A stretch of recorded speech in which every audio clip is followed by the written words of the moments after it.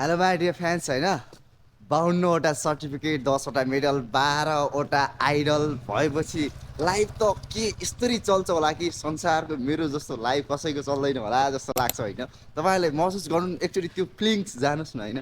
यो कुरा मैले भन्दैछु होइन, हाम्रै छिमेकी देश इन्डियाको एउटा केटी मान्छेको रियल घटना हो कि स्कुल कलेज युनिभर्सिटीले उहाँलाई टप गर्न मात्रै सिकायो, थाहा छ कि नै।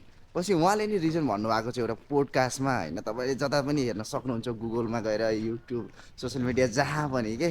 पछि उनी जब अप्लाई गर्न जाँदाखेरि कुनै पनि कम्पनीले जब नै दिन सकेन, पाउनु भएन। त्यसको रिजन पछाडि के थियो?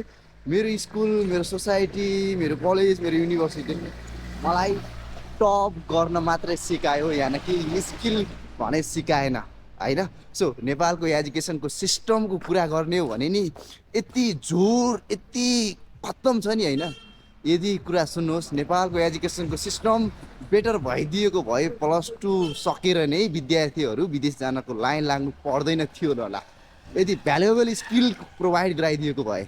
सो गाइस, त्यसैले म भन्छु एजुकेसनमा मात्रै फोकस गरेर केही हुनेवाला छैन। त्यसैले स्किल इम्पोर्टेन्ट छ, त्यस सँगसँगै विजडमको पनि प्रयोग गर्नुपर्ने हुन्छ।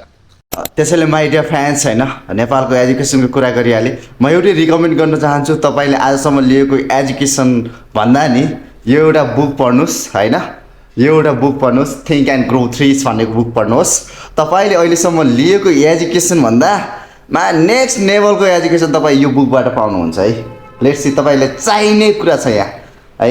तपाईँहरू यदि मसँग यो बुक लिएर पढ्न चाहनुहुन्छ, पछि रिटर्न गर्नुहुन्छ भनेपछि मलाई डिएममा टेक्स्ट गर्न सक्नुहुन्छ। म नजिक हुनुहुन्छ भने म तपाईँलाई प्रोभाइड गर्न सक्छु। मभन्दा पहिले, योभन्दा अगाडि मैले rich dad and poor dad भन्ने पनि पढेको थिएँ। धेरैवटा बुकहरू म पढ्छु यस्तोहरू। मेरो कलेजको एजुकेसनलाई म टुरिस्ट स्टुडेन्ट भए तापनि मेरो रियल स्टुडेन्ट भनेको कम्प्लिट म जुन दिन यो संसारबाट बिदा हुनेछु त्यो दिन नै मेरो इन हुनेछ।